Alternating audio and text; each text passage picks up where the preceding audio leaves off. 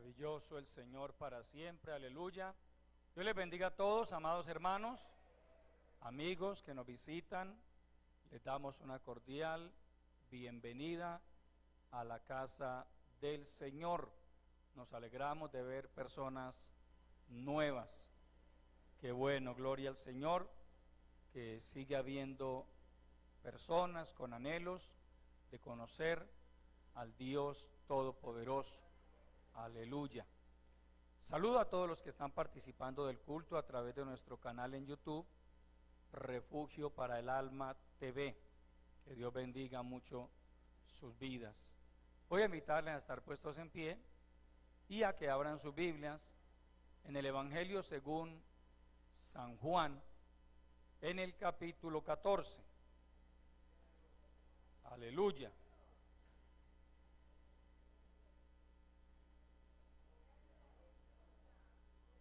Capítulo 14. Si hay algún amigo a su lado que no tiene Biblia, usted le comparte la Biblia, amado hermano. O si hay alguien que no sepa buscar, usted que es experto en la Biblia, le ayuda. Capítulo 14 del Evangelio según San Juan. En los primeros 3 versículos, el Señor Jesucristo nos dice lo siguiente: no se turbe vuestro corazón, creéis en Dios, creed también en mí. En la casa de mi Padre muchas moradas hay. Si así no fuera, yo os lo hubiera dicho.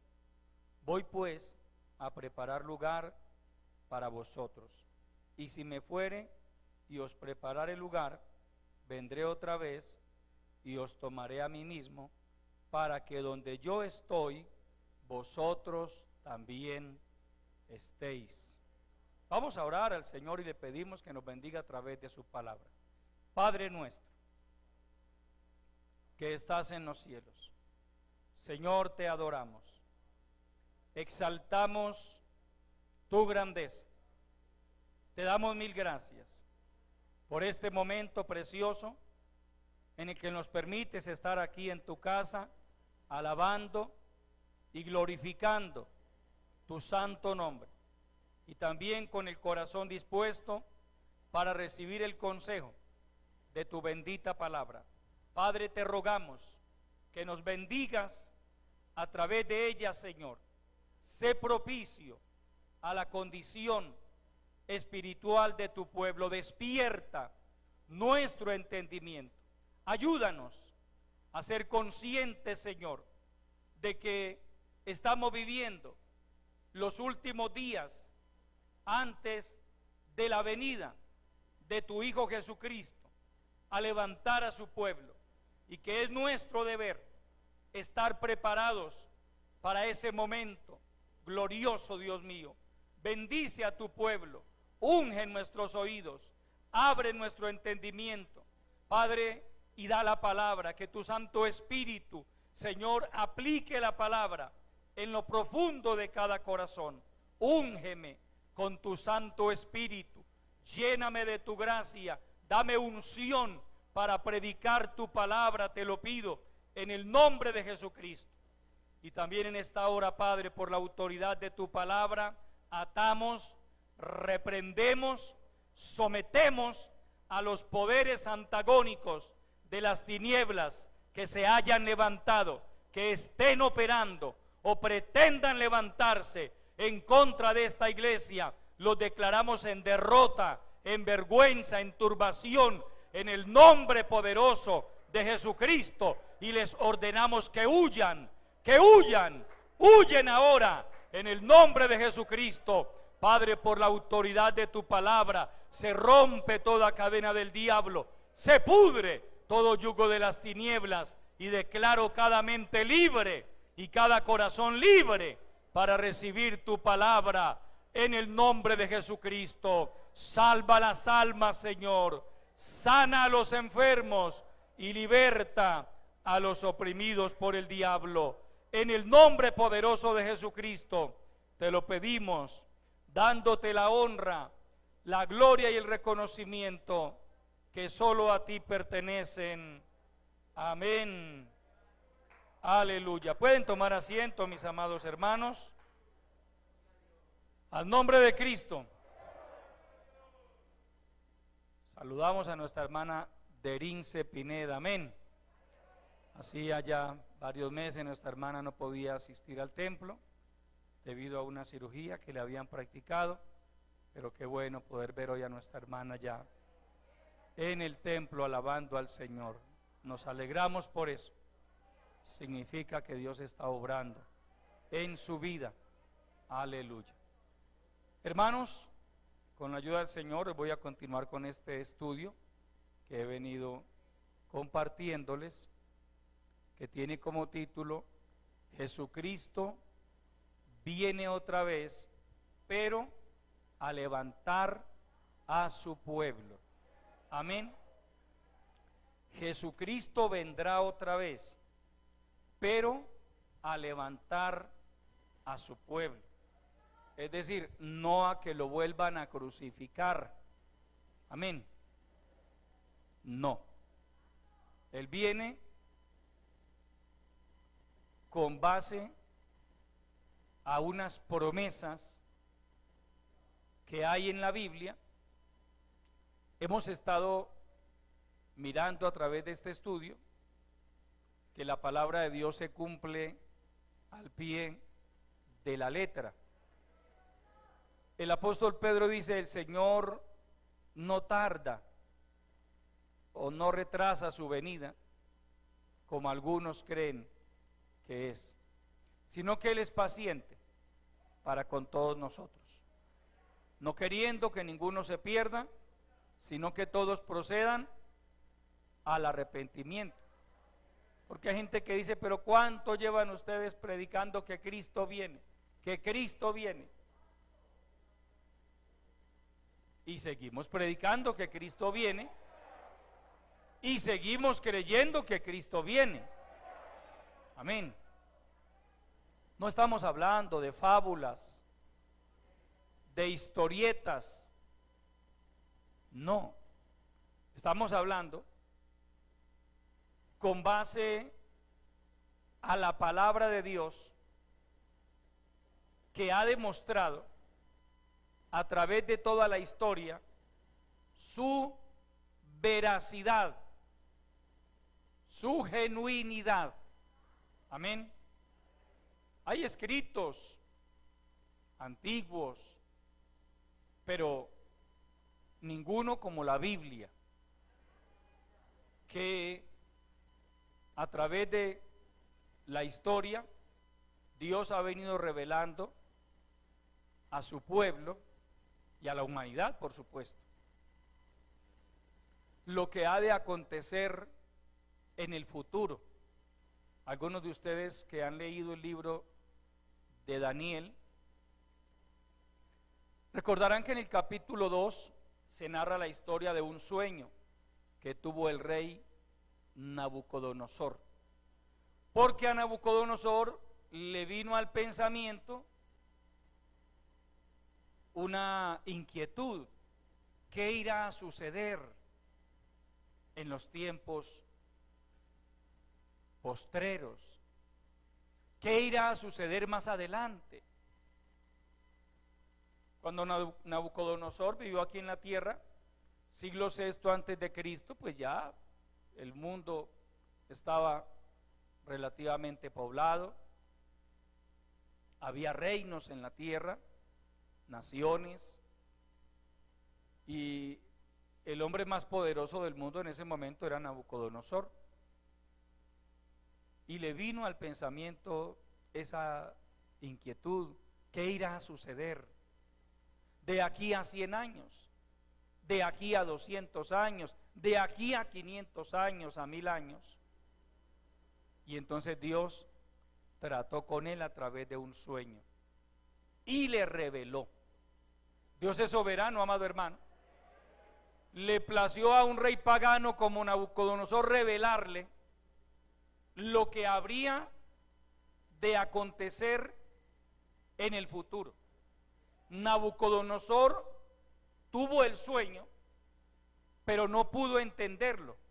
Llamó a sus sabios, a sus adivinos, a sus astrólogos, para que se lo interpretaran. Dice la escritura que ninguno de ellos lo pudo interpretar. Pero hubo uno, llamado Daniel, judío, temeroso de Dios, que fue llamado a la presencia del rey, porque la orden del rey, como sus sabios no fueron capaces de interpretar, es que los iba a matar a todos. Daniel le mandó a decir al rey: dígale que sí, él me da la oportunidad, yo creo en un Dios que revela los misterios. Daniel y sus amigos oraron a Dios y Dios le reveló a Daniel la interpretación del sueño. Y en ese sueño que tuvo Nabucodonosor, se le reveló a este hombre lo que había de acontecer en el futuro. Es decir, por el resto de la historia de la humanidad. Si usted estudia el capítulo con detenimiento, no vamos a entrar en detalles porque sería otro tema, pero a Nabucodonosor se le revela inclusive, hermano, la segunda venida de Cristo y el reino milenial. ¿Quién lo creyera, hermano? Hasta la segunda venida de Cristo, incluyendo el reino milenial, se le reveló a Daniel. Pero yo quiero hablarle puntualmente de las cosas que a él se le revelaron y que ya se cumplieron, al pie de la letra. A Nabucodonosor se le reveló y se le aclaró que su reino, Babilonia, no permanecería para siempre, que después de él vendría otro reino. Y Daniel le habló con detalles, le habló del reino medo-persa, que después del reino medo-persa venía otro imperio, el imperio griego, y que después del imperio griego venía otro imperio todavía más poderoso, más fuerte, que fue el imperio romano. Aleluya. Y finalmente Nabucodonosor dice que una gran montaña fue partida, no con mano, y dice que de esa roca o esa montaña llenó toda la tierra. Sin entrar en detalle, le digo, no es el tema, pero eso habla de la segunda venida de Cristo y del milenio. Entonces, amado hermano, mire, cuando usted estudia un poco la palabra y se da cuenta de que con lujo de detalles, con fechas exactas, y no estamos hablando de un mes, de 2 meses, no, faltaban más de 538 años para que Cristo viniera al mundo. Y también a Daniel se le habló de fechas exactas y se le dijo: sabe pues que a partir de la salida de la orden para edificar y restaurar a Jerusalén habrá 70 semanas. Hermano, tiempo exacto, con días, con años, y todo se ha ido cumpliendo al pie de la letra, todo. Cuando nuestro Señor Jesucristo estaba aquí en la tierra, ya terminando su ministerio, en algún momento sus discípulos le dijeron: Señor, mira los edificios del templo, cierto que son muy hermosos. El templo era la joya arquitectónica de Israel. Y el Señor, asumo yo, miró y les dijo: sí, eso se ve bonito, pero les digo una cosa, de todo eso tan suntuoso que ustedes ven, no va a quedar piedra sobre piedra que no sea demolida o derribada. La historia dice que cuando el general Tito invadió Jerusalén, comenzó ese proceso en el año 66 y se terminó en el año 70, 4 años del asedio romano. Tito no quería que el templo fuera destruido.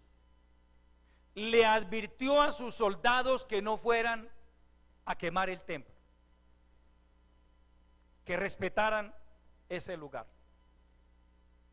Pero Flavio Josefo, historiador judío, que fue testigo presencial de la destrucción de Jerusalén, dice que cuando los soldados romanos lograron, hermano, penetrar las murallas, ellos tenían tanta ira, tanto enojo con los judíos, por esos 4 años de resistencia, que desobedecieron la orden del general y quemaron el templo y lo destruyeron.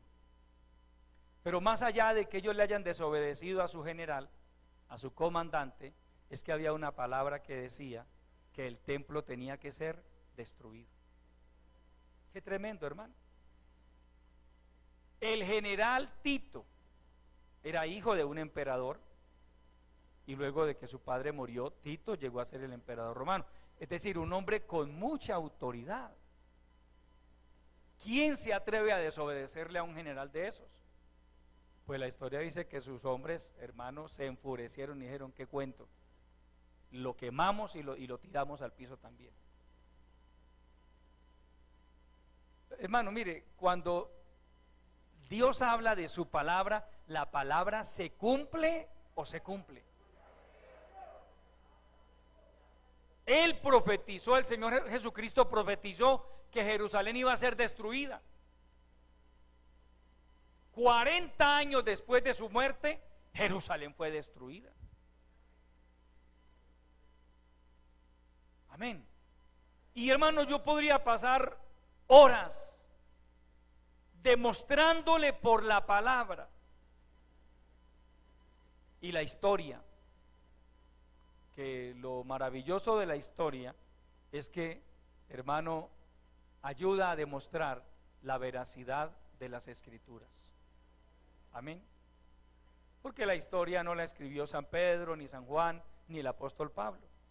La historia se ha ido escribiendo a través de los siglos y quedan relatos.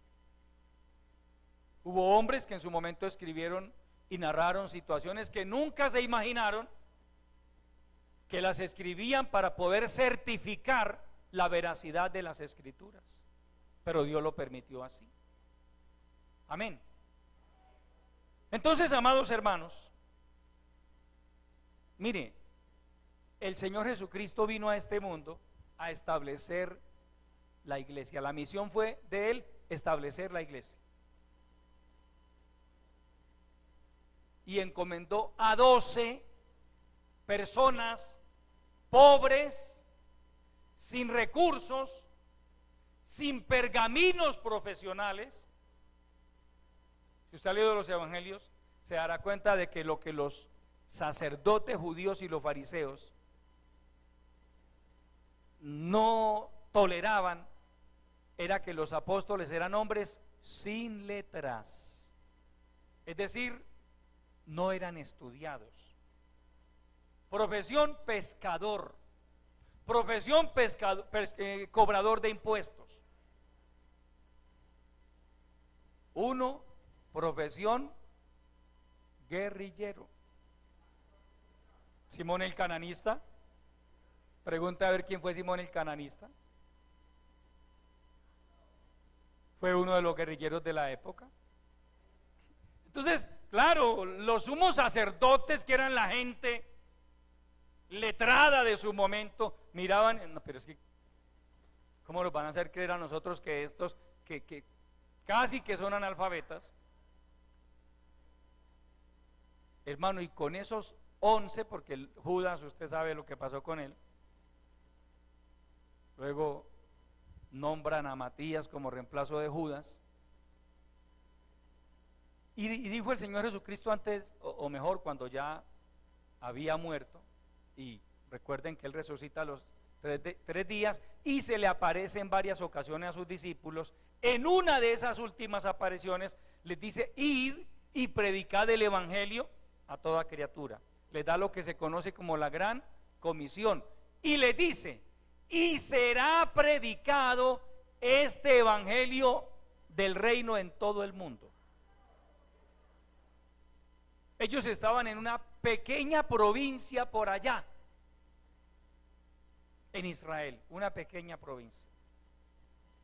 Y de ahí, hermano, de esa pequeña provincia, sin barcos, sin aviones, sin automóviles, sin internet, esos hombres, hermanos, salieron y comenzaron a predicar el evangelio. Y cada uno de ellos fue preparando discípulos. Pablo prepara a Timoteo y a su vez le dice: lo que has oído de mí ante muchos testigos, esto enseña a hombres fieles que sean idóneos para enseñar también a otros. Dicho de otra manera, esto tiene que seguir. Esto no puede parar. Este proyecto llamado la Iglesia de Cristo tiene que seguir. Y si usted se sumerge un poco en la historia de la iglesia, se dará cuenta, hermano, de que esta institución llamada la Iglesia de Jesucristo a través de los siglos ha padecido las más terribles persecuciones. Seguramente han muerto miles de cristianos, millones de cristianos, cientos de millones. No hay una cifra exacta, no hay estadísticas, pero se puede hablar de cientos de millones de cristianos que a través de los siglos han muerto, torturados, quemados vivos, devorados por las fieras en los circos romanos. Propósito: destruir la iglesia, acabar la iglesia. Ojalá, pero no es posible, existieran las estadísticas de cuántas Biblias han sido quemadas a través de la historia.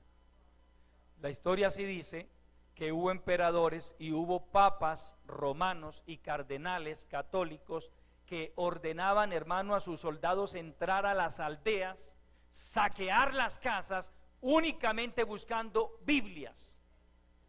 Biblia que encontraban, hermano, la tiraban en la plaza principal, hacían montones de Biblias, montones, y les prendían fuego. Objetivo: destruir las escrituras, destruir la Biblia.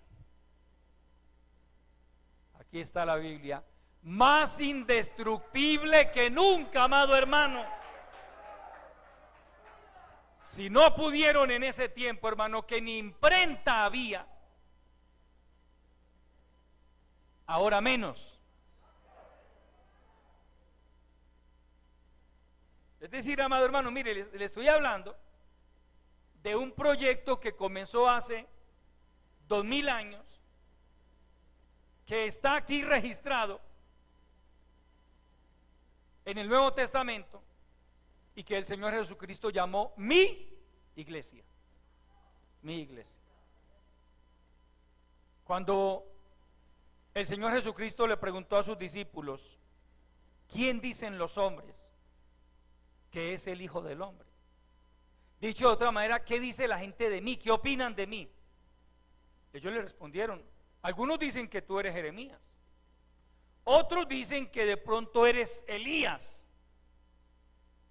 o alguno de los profetas. Y el Señor los escucha y luego les pregunta: ¿y vosotros? Eso opinan ellos, pero ustedes, ¿qué piensan de mí? ¿Qué dicen ustedes? Y Pedro, hermano, no lo dudó un segundo y abrió su boca y dijo: tú eres el Cristo, el Hijo del Dios viviente. Dicho de otra manera, tú eres el ungido de Dios, tú eres el Mesías de Israel. Y el Señor Jesucristo le responde bienaventurado eres Simón, hijo de Jonás, porque no te lo reveló carne ni sangre, sino mi Padre que está en los cielos. Y yo también te digo que tú eres Pedro, del griego Petra, roca pequeña, y sobre esta roca,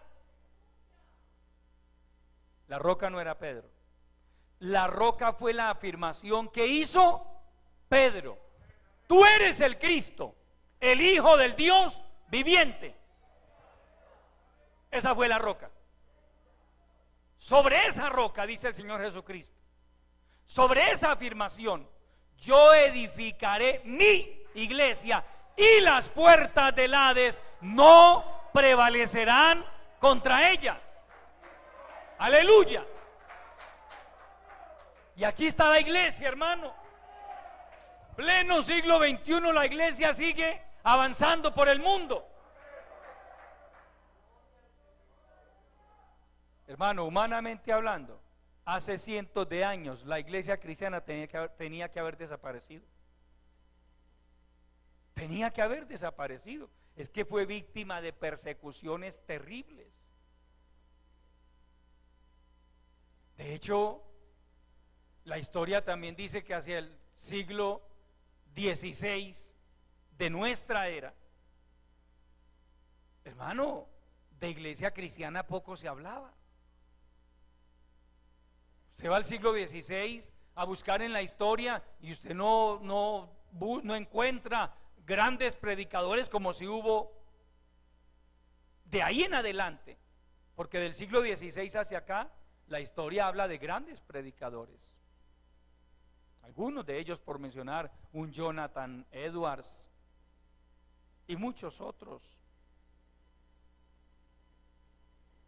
ingleses que fueron a la India, que fueron al África. Pero antes de el siglo XVI, hermano, la iglesia cristiana parecía como si se hubiera desaparecido. Pero por ahí tenía Dios su gente, hermano. Y Dios comenzó a tratar con un señor llamado Martín Lutero, monje católico. No era cristiano evangélico. Martín Lutero no era cristiano evangélico, era un monje católico. Mire, Dios sabe con quién trabaja. Y Dios comenzó a inquietar a Martín Lutero.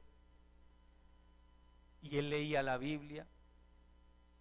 Y leía en Romanos capítulo 1, y entendía que la salvación es por gracia. Sola gracia. Amén.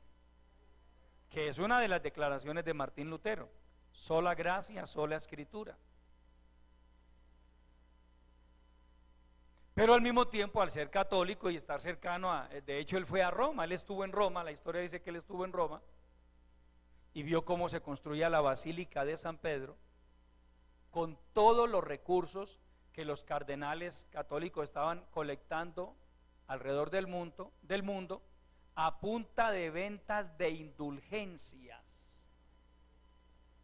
Eso fue una empresa, hermano, que si la DIAN hubiera estado en ese tiempo, es mucha la plata que recauda la DIAN en impuestos. Vendiendo indulgencias. Para el que no entiende qué es una indulgencia, yo tampoco entiendo mucho, pero es que si usted quiere sacar a su mamá del purgatorio, usted paga y se la saca. Es eso. Así. Y mire que hasta, hermano, de hecho, esa figura todavía está por ahí, todavía se mueve.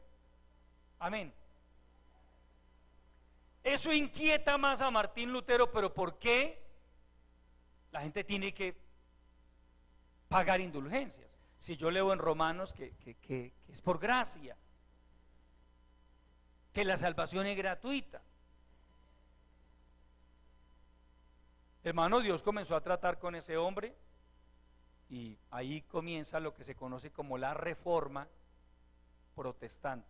No fue el único, fue uno de los protestantes, de los reformadores. Juan Calvino fue otro, John Knox y hubo otros.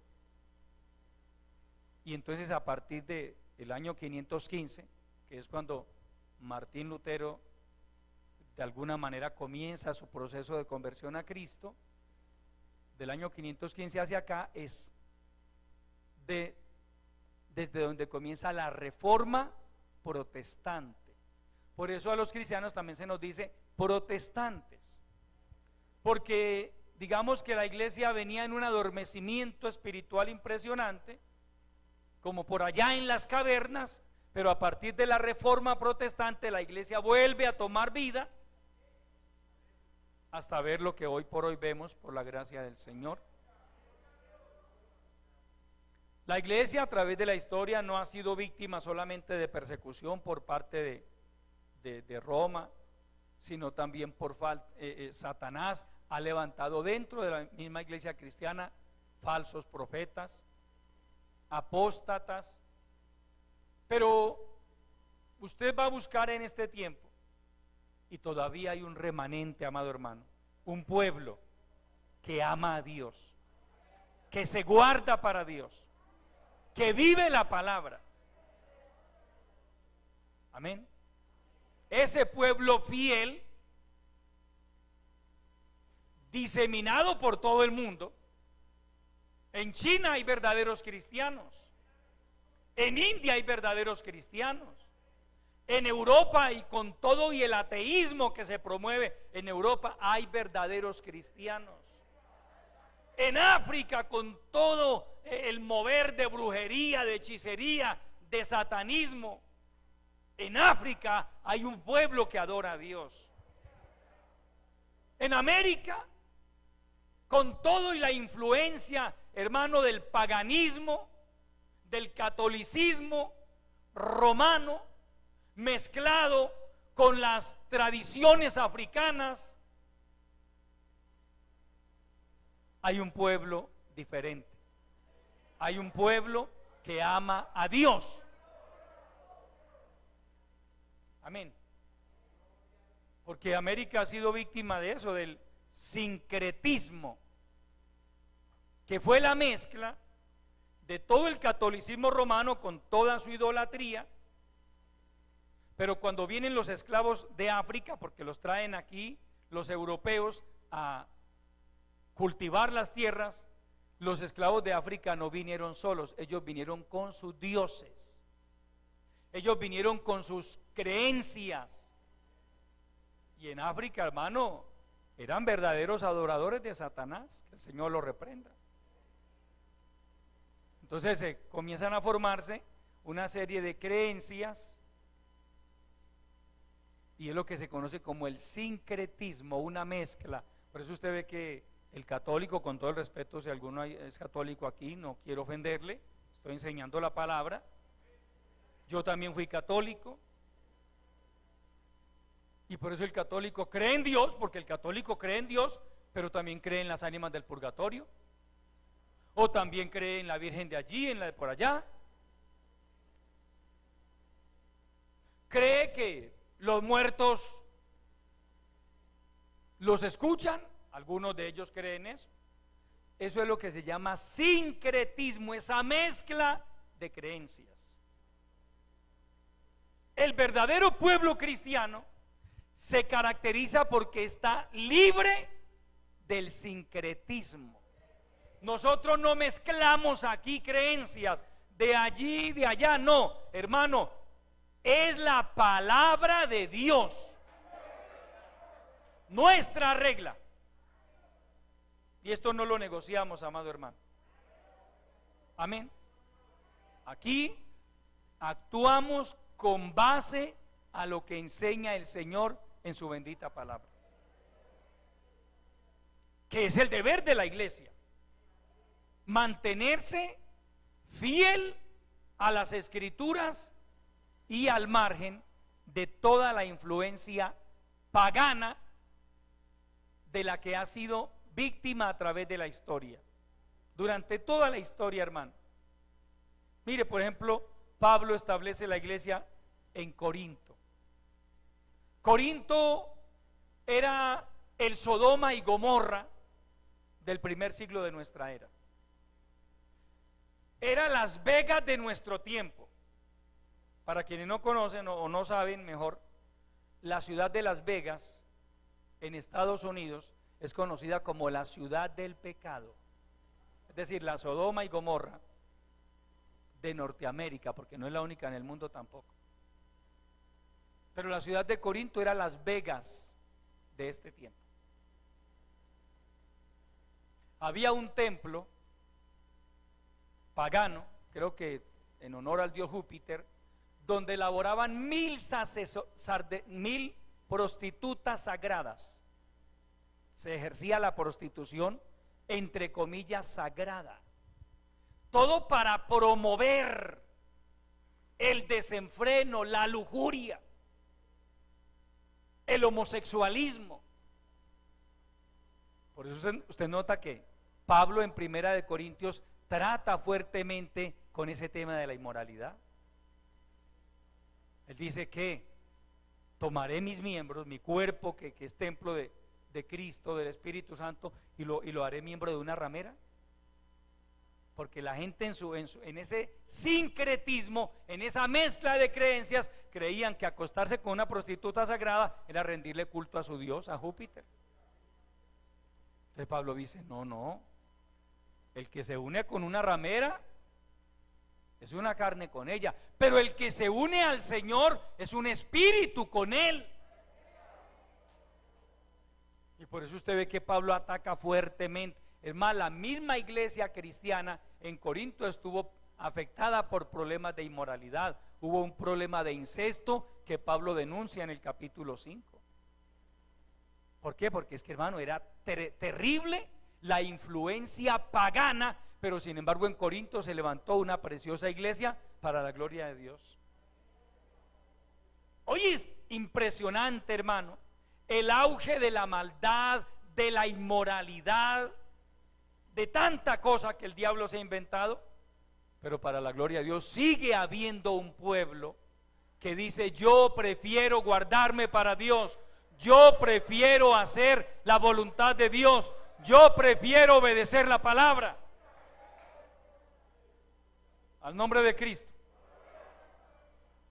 Entonces, amado hermano, detalles que les comparto solo para demostrar que la iglesia de Cristo está aquí y en este tiempo, es porque hay una promesa bíblica de que las puertas del Hades, es decir, las fuerzas del infierno, no prevalecerían contra ella.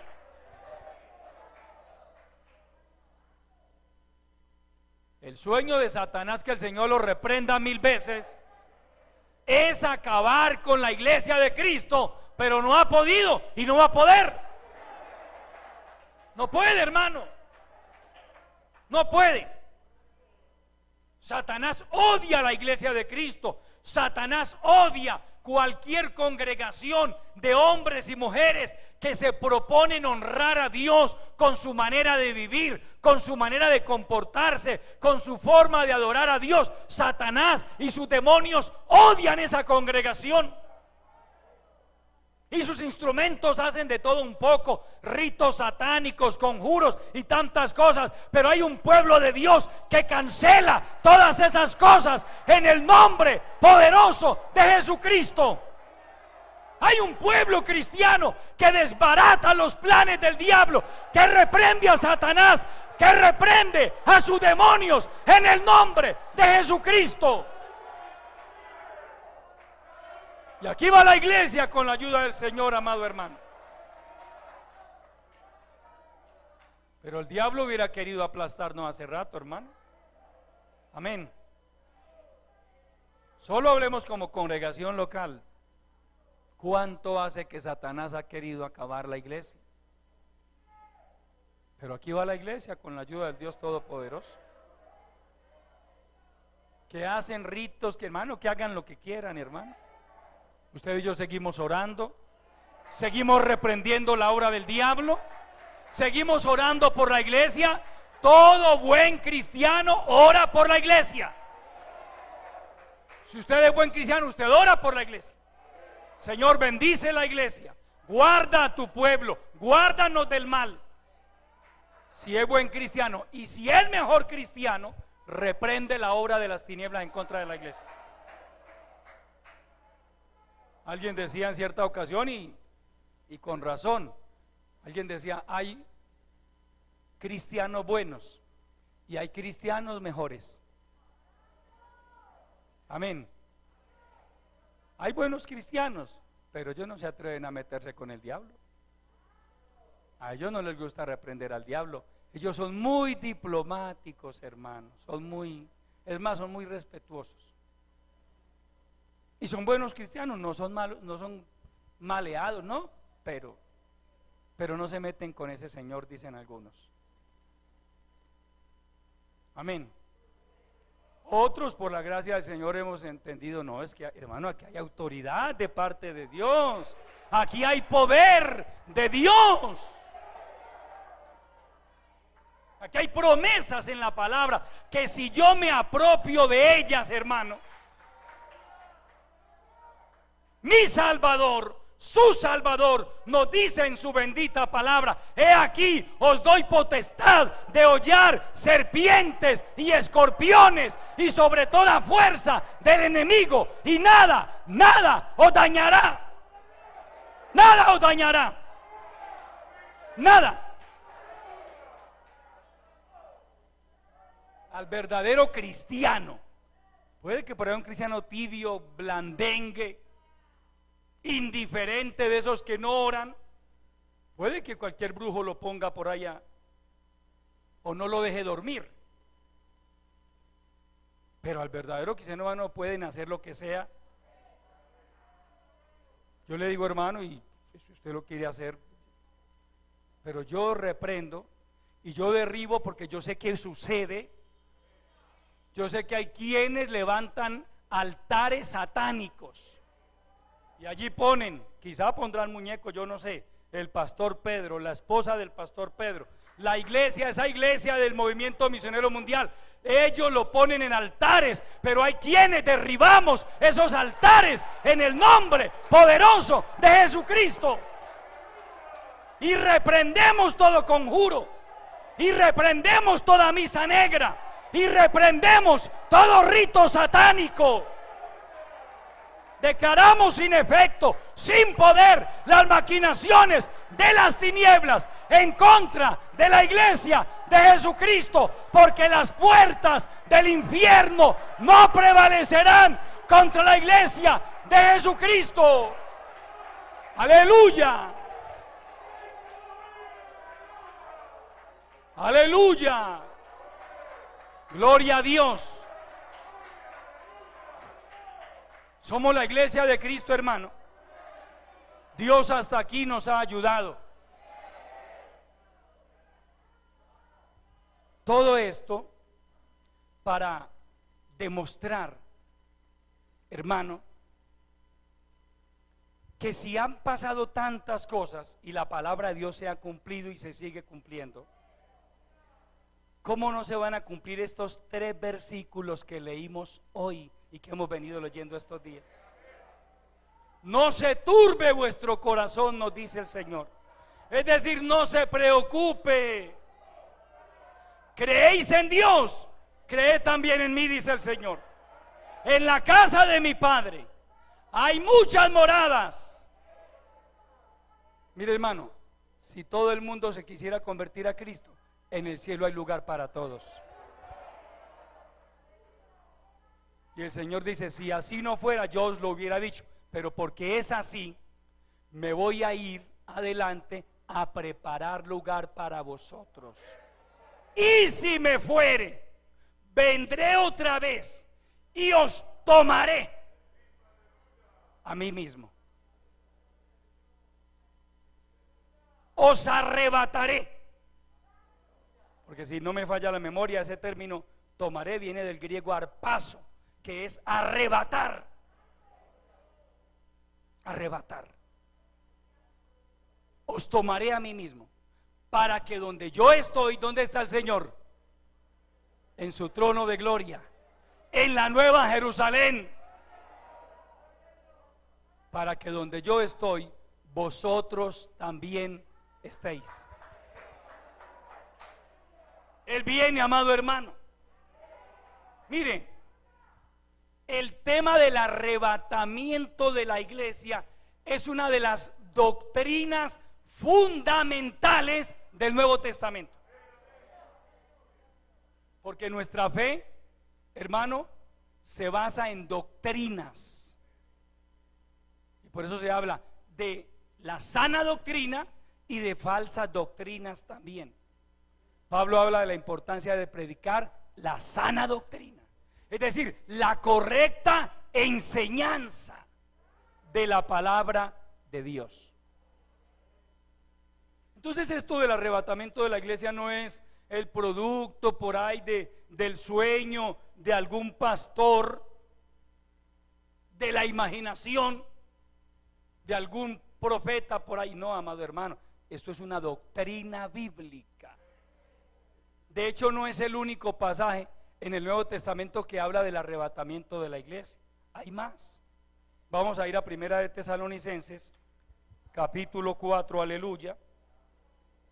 Gloria a Dios.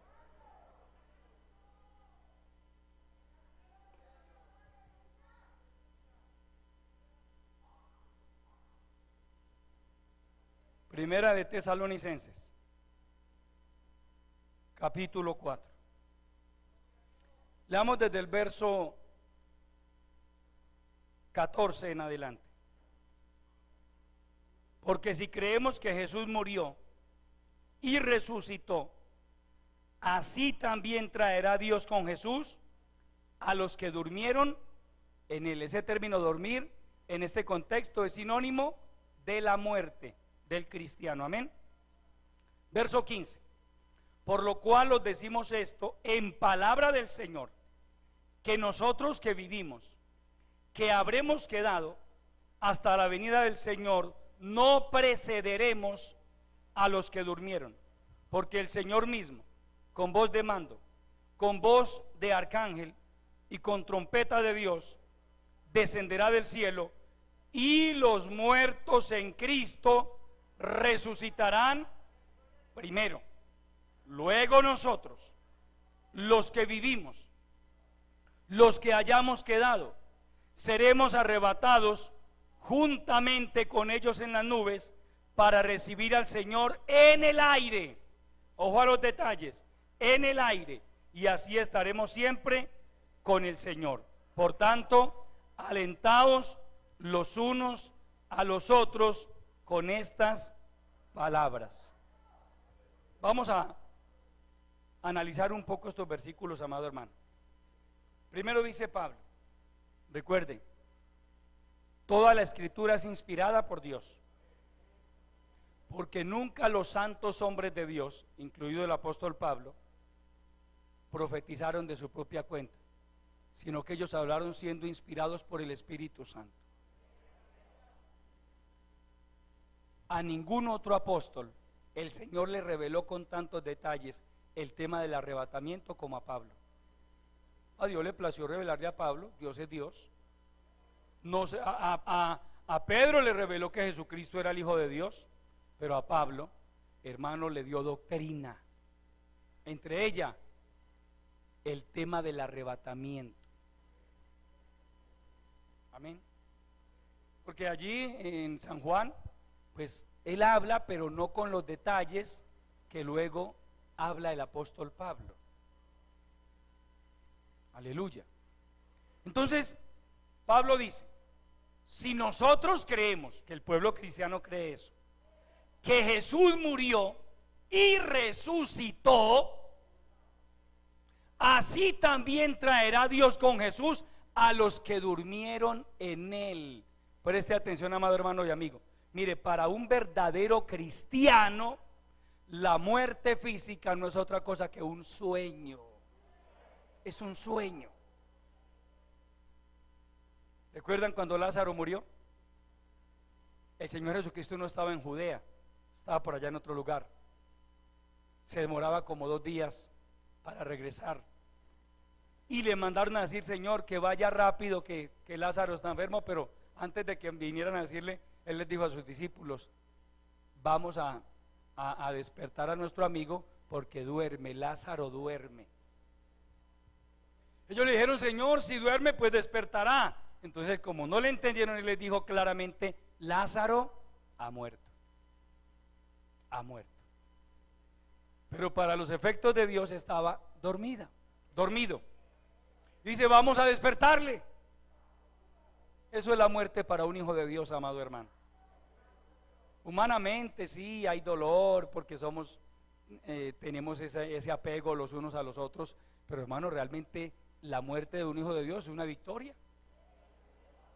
Es uno más, permítame el término, que coronó, que terminó su carrera en victoria en este mundo. El primer cristiano que registra la Biblia que haya muerto fue Esteban. Puede que haya habido otros antes de él, pero el que registra la Biblia fue Esteban. Entonces hay que hablar de Esteban. ¿Y qué dice la Biblia de Esteban? ¿Qué dice el Nuevo Testamento? Que cuando Esteban se arrodilló y miró al cielo, le dijo: Señor, no les tomes en cuenta estos pecados. Dicho esto, durmió.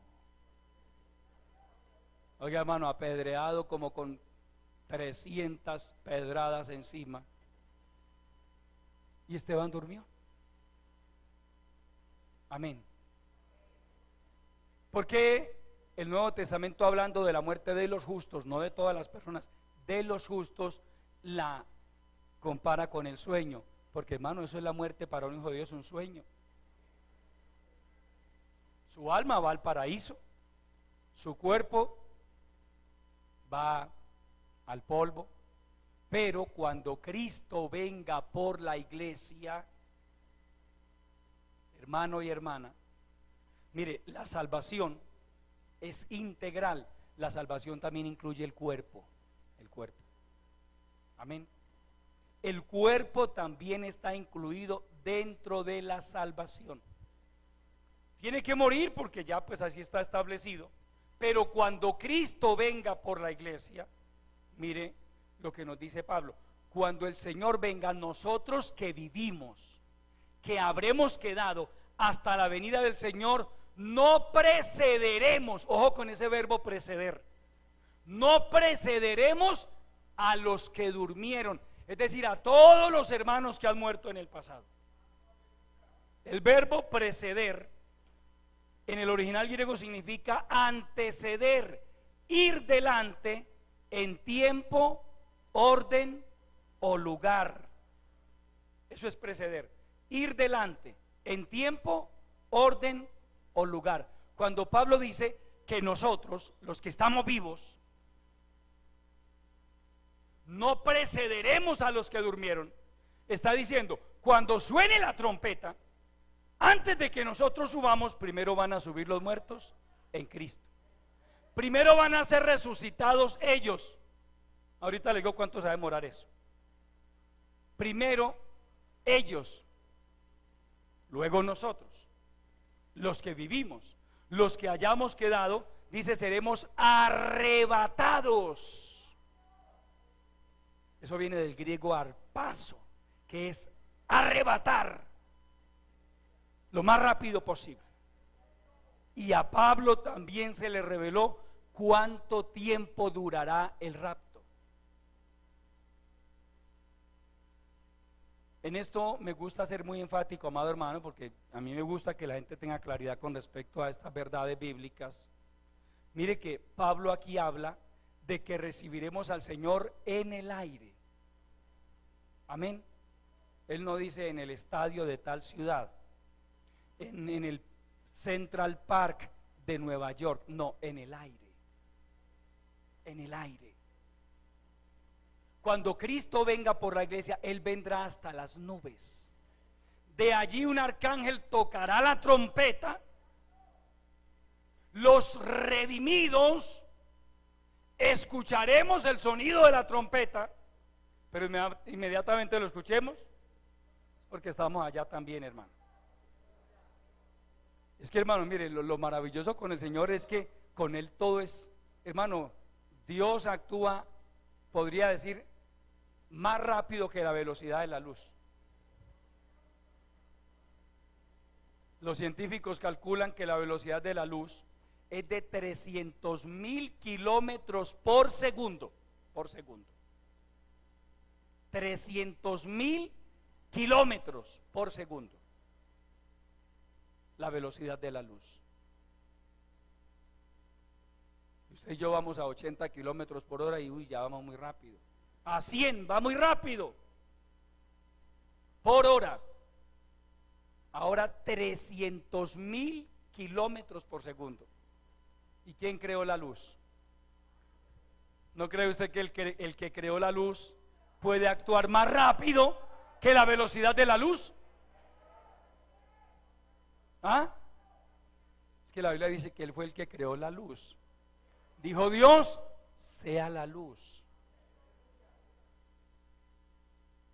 Al nombre de Cristo.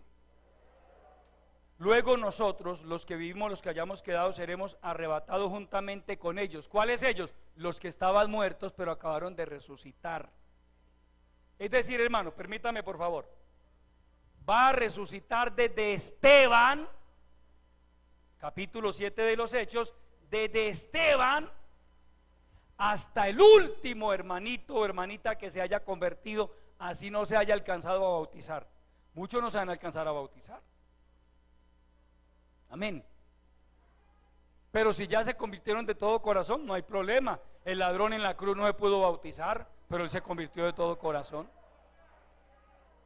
Amén. Hasta el último cristiano. Le voy a decir algo, hermano. El arrebatamiento va a sorprender a muchos cristianos en culto. Recuerde, aquí son las 11:25 de la mañana. En España son por ahí las 7 u 8 de la noche. En otro país por allá en el Asia ya es 6 o 7 de la mañana del lunes, de mañana. Ya en otro país es mañana. ¿Ve? Las diferencias horarias. Entonces, en algún lugar del mundo o en muchos lugares del mundo, cuando Cristo venga por la iglesia, muchos cristianos, y tal vez nos toque a nosotros, estaremos en culto, estaremos alabando a Dios. Otros estaremos descansando. De pronto a muchos del rapto de la iglesia nos sorprenda durmiendo el reposo natural del cuerpo que lo necesita. Otros trabajando. Amén. Porque el tiempo, dice la palabra, será en un abrir y cerrar de ojos. Vamos a 1 de Corintios, capítulo 15, para que esto nos quede bien claro.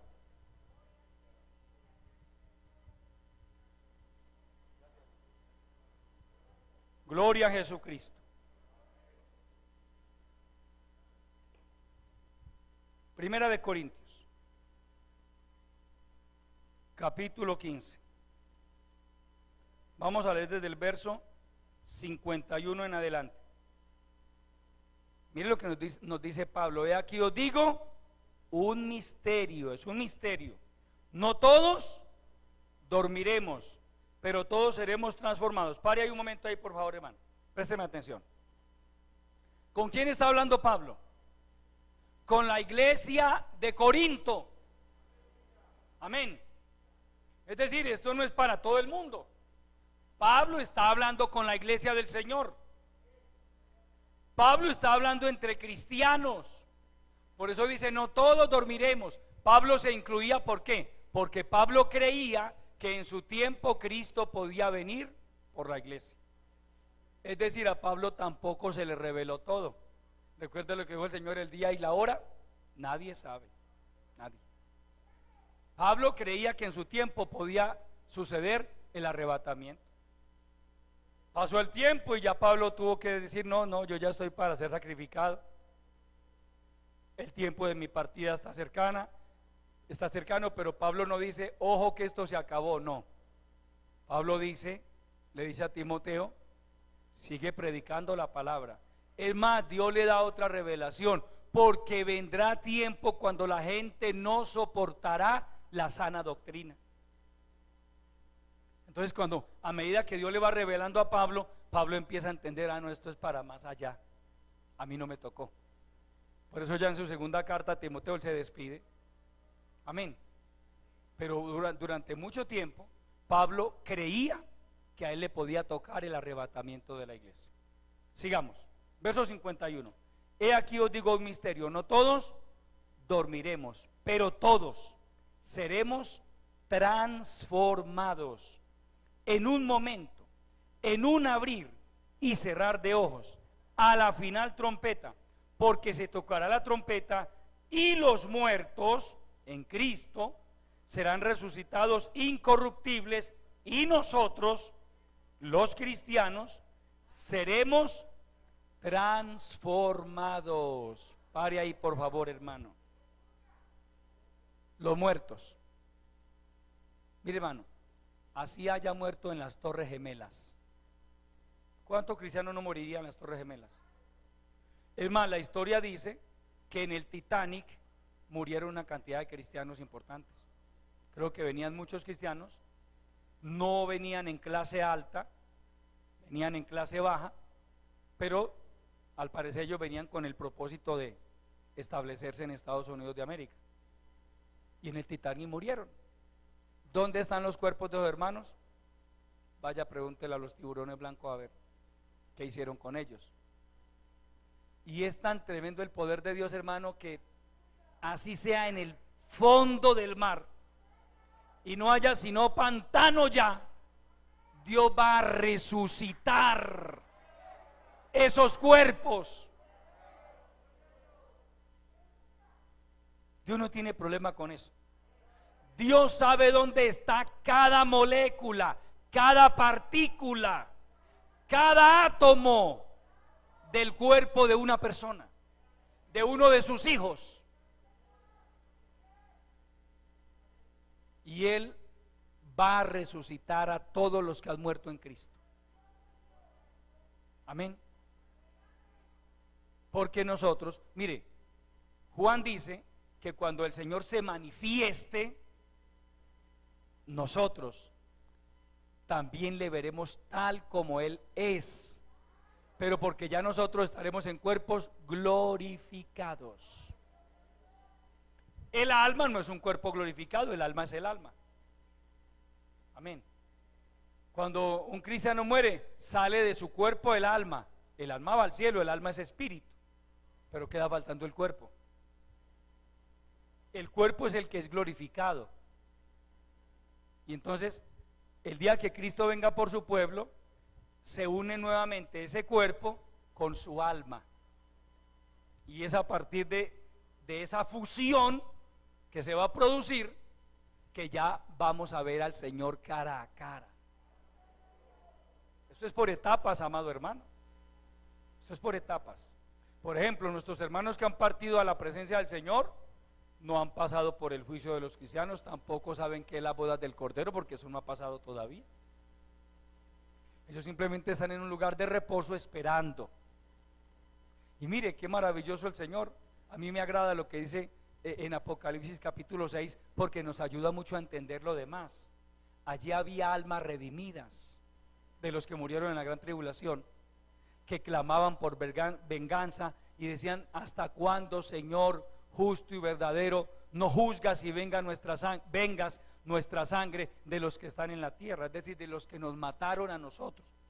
Esas almas bajo el altar del capítulo 6 de Apocalipsis son de personas que van a morir durante la gran tribulación. Ahí no estamos nosotros. En esas almas bajo el altar de Apocalipsis capítulo 6 no está la iglesia. Y dice el texto: y se le dieron vestiduras blancas y se les dijo que descansasen todavía un poco de tiempo. ¿Sí ve que al cielo se va a descansar? El alma de un creyente, hermano, va al cielo a descansar, pero le falta el cuerpo. Amén. Pablo habla también de la redención de nuestro cuerpo. La redención. Una cosa es la redención del alma y otra cosa es la redención del cuerpo. ¿Cuándo se producirá la redención del cuerpo? Cuando Cristo venga por la iglesia. La diferencia con nosotros, en este nosotros, estamos nosotros, amén, porque usted y yo no estamos muertos todavía. Mientras usted y yo estemos vivos, tenemos derecho a creer que nos va a tocar el rapto de la iglesia. Tenemos derecho a creerlo, máxime en este tiempo que estamos viviendo, amado hermano. Yo anhelo que me toque el rapto de la iglesia, así se pierda todo lo que he pagado por allá por una funeraria, hermano. Amén. Sí, así se pierda la plata, eso no hay problema por eso. Pero qué bendición que a usted y a mí nos tocara el rapto de la iglesia, hermano. Porque dice, nosotros seremos transformados. Transformados. ¿Cuánto tiempo dura el proceso? Un momento. Un abrir y cerrar de ojos. Esa palabra momento viene del griego átomo, que significa indivisible, no seccionado, demasiado pequeño. Y el término átomo se puede aplicar tanto a la materia como al tiempo. Y hermano, hoy ya se habla de millonésimas de segundos. Hoy se habla del nanosegundo. ¿Sabe cuánto equivale un nanosegundo? Estamos hablando pues de que la ciencia ha aumentado demasiado. Un nanosegundo equivale a 1.000 millonésimas de segundos. O sea, ya ni siquiera podemos hablar de un segundo, una milésima de segundo, ya toca hablar de nanosegundos. Hasta allá le ha dado al hombre la capacidad científica y tecnológica de contar el tiempo, de seccionar el tiempo. Claro, cuando el hombre descubrió eso, el Señor, el dueño del tiempo, ya lo sabía.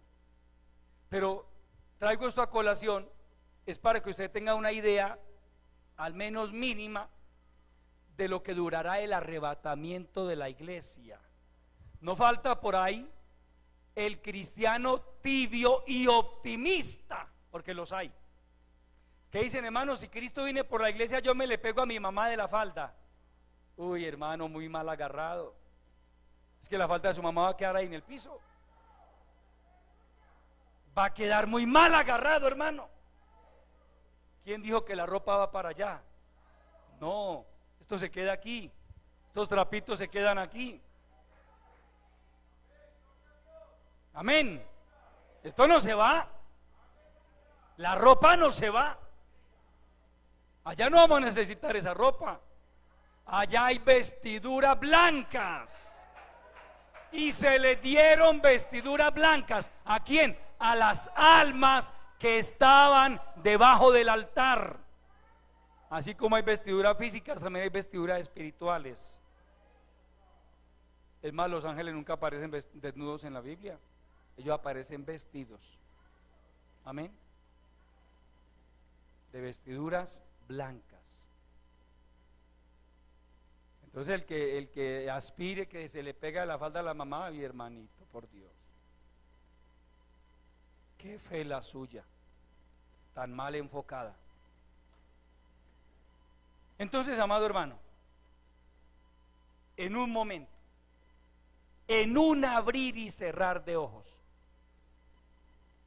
es decir, hermano, ahí no hay tiempo de nada. Por eso el cristiano tiene que vivir preparado. Si el Señor vino en la noche, si vino en el día, si vino en un día laboral, si vino en un día festivo, cuando venga, que usted y yo estemos preparados. Porque es que no habrá tiempo de prepararse, hermano. No habrá tiempo. No podemos decirle, hermanos, a los que están en el grupo de WhatsApp: alístense, ya viene, ya lo vimos. No, hermano, no se va a ver. Es más, el mundo no va a ver a Cristo cuando venga por la iglesia. El mundo lo va a ver cuando Él venga en su segunda venida, que es otra cosa, que es otro tema. Una cosa es el arrebatamiento de la iglesia y otra cosa es la segunda venida de Cristo. Entonces, ya para terminar, hermano, quiero cerrar con esto. Usted debe ser consciente de que cuando Cristo venga por la iglesia, el mundo, por obvias razones, va a entrar en un caos impresionante. ¿Por qué? Porque de un segundo a otro, no es de la noche a la mañana, de un segundo a otro, millones de personas vamos a desaparecer de la faz de la tierra. Usted puede imaginarse el impacto que eso va a causar en el mundo. Millones de personas, y Marino supo ilustrarlo muy bien a través de su canción. Se oye un grito, un lamento, un sollozo. Mucha gente está alarmada. ¿Qué ha pasado en el mundo? Se oye un grito. Alguien grita: mamá. Otro dice: no, lo que pasa es que Cristo vino. Cristo vino y su pueblo se llevó. Y los que se queden, que tristemente hay que decir que habrá cristianos evangélicos que se queden en el rapto. Ahí está la parábola de las 10 vírgenes. Ella ilustra más o menos esa condición del pueblo de Dios. Amén. Así ha sido a través de la historia. Un grupo de insensatos y un grupo de prudentes. El prudente es el que mantiene aceite en la lámpara. Él dice: yo debo orar, yo necesito orar, yo necesito mantenerme bien con el Señor, yo necesito mantenerme fortalecido porque yo soy consciente de mis debilidades humanas, yo quiero mantenerme fiel al Señor. El insensato es el que dice: hermano, yo tampoco le presto mucha atención al pastor, él como que mantiene un poco así. Eso es porque le cae el pelo, que él le hace así como todo. Yo no me complico tanto la vida, hermano. Si voy al culto bien, si no, si oro bien, si no oro bien. Cuando Cristo venga,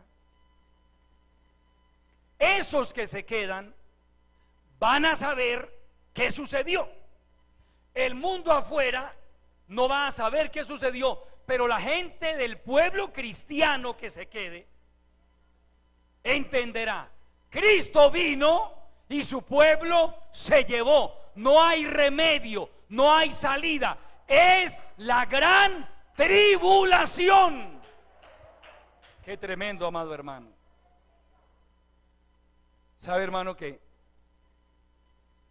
para el verdadero pueblo de Dios hay promesas bíblicas también al respecto? El Señor nos ha garantizado a usted y a mí, si nos mantenemos fieles, que nosotros no pasaremos por la gran tribulación. Amén. Vamos a mirar rápidamente unos versículos ya para terminar, para que esta idea no quede en el aire. Primera de Tesalonicenses capítulo 1.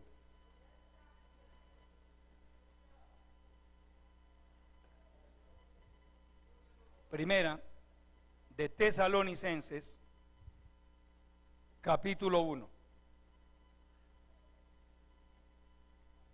Leamos el verso 10.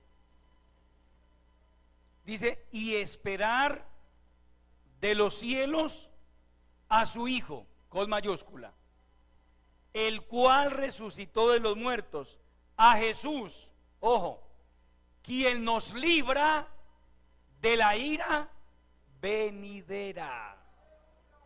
¿Sabe qué es la ira venidera, amado hermano? La gran tribulación. Pase al capítulo 5 de Primera de Tesalonicenses. Capítulo 5, gloria a Dios. Leamos los primeros 3 versículos. Verso 1. Pero acerca de los tiempos y de las ocasiones, no tenéis necesidad, hermanos, de que yo os escriba, porque vosotros sabéis perfectamente que el día del Señor vendrá así como ladrón en la noche, que cuando digan paz y seguridad, entonces vendrá sobre ellos destrucción repentina como los dolores a la mujer encinta, y no escaparán. Pare ahí, no cierre su Biblia, pare ahí por favor. Permítame, le explico así brevemente estos versículos. Es importante, hermano, que tenga claro esto. Mire, terminando el capítulo 4, Pablo nos habló del arrebatamiento de la iglesia. ¿Lo recuerdan? Ya lo leímos, ¿cierto? Pero comenzando el capítulo 5, nos habla del día del Señor. Ojo, el día del Señor no es el día del arrebatamiento de la iglesia. El día del Señor es el comienzo de la gran tribulación, el comienzo del derramamiento de los juicios de Dios sobre este mundo. Vuelva a leer otra vez esos versículos. Verso 1. Pero acerca de los tiempos y de las ocasiones, no tenéis necesidad, hermanos, de que yo os escriba. ¿Por qué Pablo les dice que no tenía necesidad? Porque ya les había enseñado ese tema.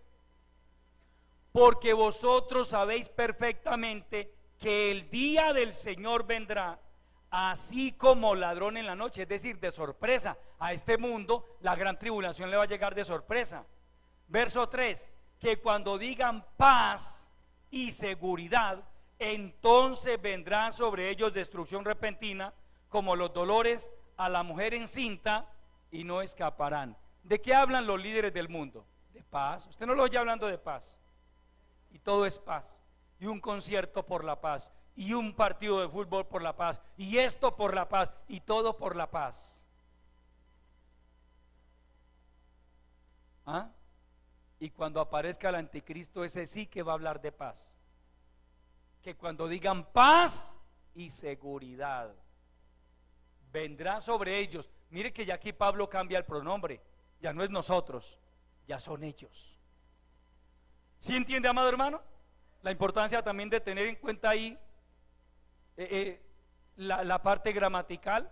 En el capítulo 4 está hablando de nosotros, los que vivimos, los que hayamos quedado. Pero aquí en el capítulo 5 ya él habla es de ellos. ¿Quiénes ellos? Los que se quedaron aquí en el mundo. Amén. Vendrá sobre ellos paz y seguridad. Perdón, verso 3, que cuando digan paz y seguridad, entonces vendrá sobre ellos ¿qué? Destrucción repentina, como los dolores a la mujer encinta, y no escaparán. Pase al versículo 10 de ese mismo capítulo. Aleluya. Vuelve a retomar el pronombre. Verso 9, porque no nos ha puesto Dios para ira, sino para alcanzar salvación por medio de nuestro Señor Jesucristo, quien murió por nosotros, para que ya sea que velemos o que durmamos, vivamos juntamente con Él. Quiero resaltar lo que dice el verso 9, porque no nos ha puesto Dios para ira. Es decir, la iglesia no está puesta para pasar por la gran tribulación. No nos ha puesto Dios para ira, sino para alcanzar salvación por medio de nuestro Señor Jesucristo, para que ya sea que velemos. ¿Qué significa eso? Que si Cristo viene, estemos vivos, o si estemos muertos, no hay problema, nos vamos con el Señor. Y como si fuera poco, el Señor Jesucristo a la iglesia de Filadelfia, cada iglesia en Apocalipsis representa primero una época de la iglesia a través de la historia, y segundo la condición espiritual de la iglesia a través de la historia. Filadelfia se caracteriza porque representa o tipifica a la iglesia fiel, a la iglesia que no se ha mezclado con el mundo. Y a la iglesia de Filadelfia el Señor le dice: por cuanto has guardado la palabra de mi paciencia, yo también te guardaré de la hora de la prueba que ha de venir, óigase, sobre el mundo entero, para probar a todos los que moran sobre la tierra. La gran tribulación, amado hermano, va a ser de carácter mundial. No le aconsejamos que se quede para la tribulación. Le aconsejamos que más bien se arregle, si tiene algo que arreglar, que se consagre, que se levante de su conformismo, de su indiferencia, porque quiera o no el mundo creerlo, Cristo vendrá otra vez, pero a levantar a su pueblo. Póngase de pie, amado hermano, y vamos a darle gracias al Señor por el consejo de su bendita palabra. Padre celestial, mi alma te da la gloria, mi alma engrandece tu santo nombre. Te doy mil gracias por haberme permitido compartir con tu pueblo este estudio, Señor, acerca del arrebatamiento de la iglesia, acerca de esta doctrina tan fundamental para el pueblo de Dios, en la cual nosotros creemos, porque es tu bendita palabra, de que Cristo vendrá a levantar la iglesia. Y aquí hay un pueblo, Señor, que anhelamos ser hallados dignos de partir contigo a la eternidad en ese día, Señor. Quisiéramos, como dice Pablo, Señor, no tener que pasar por la experiencia de la muerte, sino ser absorbidos por la vida. Pero, Señor, tú eres Dios, y entendemos también que independientemente de que muramos antes del arrebatamiento o estemos vivos al momento de este suceso, lo importante es estar preparados. Ayúdanos, Señor, glorifica tu palabra, que tu palabra incremente día tras día el temor tuyo en nuestros corazones y nos ayude a vivir preparados, Señor. Bendice a tu pueblo, Padre, que cuando suene la trompeta, todos tus hijos estemos preparados para irnos contigo al reino de los cielos. Sigue salvando las almas, Señor. Sigue redimiendo hombres y mujeres para que también ellos puedan participar de ese acontecimiento maravilloso que ha de suceder dentro de muy poco tiempo. Todo esto te lo pedimos en el nombre glorioso de Jesucristo y te damos muchas gracias. Amén.